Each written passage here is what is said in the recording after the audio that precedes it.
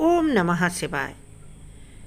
बहुत वर्षों के बाद सोमवार के दिन अधिक मास में अमावस्या आई है, जिससे यह सोमवती अमावस्या का पावन अवसर हम लोगों के जीवन में आया है। सोमवती अमावस्या पर चंद्रमा प्रत्यक्ष दिखाई नहीं देता है क्योंकि यह अमावस्या की तिथि होती है। फिर भी हमें अपने मन के विश्वास को मजबूत करने के लिए, अपने आत्मबल को बढ़ाने के लिए चंद्रदेव की पूजा अवश्य करनी चाहिए। तो कैसे कर पाएंगे इस वीडियो में हम आपको बताएंगे। और सबसे पहले आप जान लीजिए कि अपने दिन की शुरुआत कैसे करें। एक बार फिर से राधे राधे।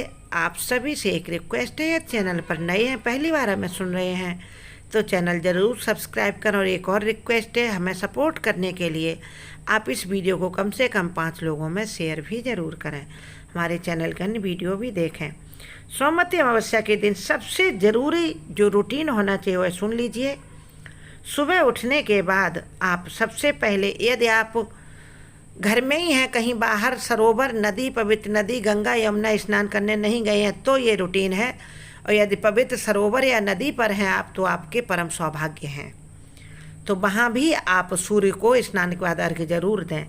जितना अवेलेबल हो उतना करें, लेकिन घर का रूटीन सुन लीजिए। यदि आप घर में हैं तो उठकर आप सबसे पहले गंगा जल अपने स्नान की बकेट में डाल लें, क्योंकि जब आप पवित्र हैं, उठने के बाद जब तक आप बाथरूम वगैरह नहीं गए हैं, यानी लैट्रिन नहीं गए, तब तक आप गंगा जल छू सकते हैं।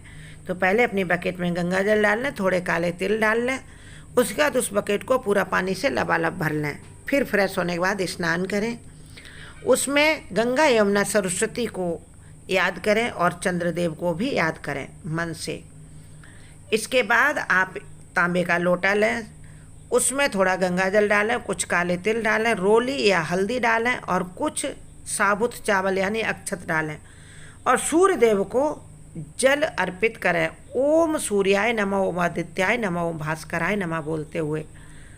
उसके बाद आप पूजा की थाली तैयार करें। शिव की पूजा करने के लिए शिव के माध्यम से हम चंद्रदेव को प्रसन्न करेंगे, क्योंकि चंद्रदेव भगवान भोलेनाथ के सिर पर विराजमान है, इसीलिए वो शशांक शेखर भी कहलाते हैं। तो शिव को पूजा करने के लिए आप कच्चा दूध, दही, घी और शक्कर मिलाकर पंचामृत बना लें, थोड़ा गंगा जल डालें। यदि ये चीज़ें नहीं हैं तो आप केवल गंगा जल और जल लेकर शिव के पास पहुँचें और कुछ बिना टूटे चावल यानी अक्षत अपने साथ ले लें और चीनी। इन सब चीज़ों को ले जाकर आप शिव मंदिर में जाएं, शिव का अभिषेक करें उस जल से और मन ही मन आप विचार करें या मन में आप ऐसे देखें कि आपका ये जो आप जलाभिषेक कर रहे हैं चंद्रमा से होकर शिव के ऊपर नहला रहा, शिव को नहला रहा, क्योंकि वो शिव के सिर पर विराजमान है। और मन ही मन चंद्रदेव से प्रसन्नता के लिए प्रार्थना करें। जब भगवान शिव का आप अभिषेक कर लें तब चंद्रदेव को मानसिक रूप से याद करें। उसके बाद वहीं बैठकर आप पूजा के लिए तैयार हो जाएं, अक्षत चढ़ाएं और जो चीनी ले गए वह समर्पित करें शिव को और एक माला मंत्र जाप करें चंद्रदेव का, ओम सोमेश्वराय नमः। ध्यान से सुनिए मंत्र को, ओम सोमेश्वराय नमः। यह मंत्र एक माला जाप करें 108 बार। उसके बाद आप पंचाक्षर मंत्र है ओम नमः शिवाय, उसका एक माला जाप करें।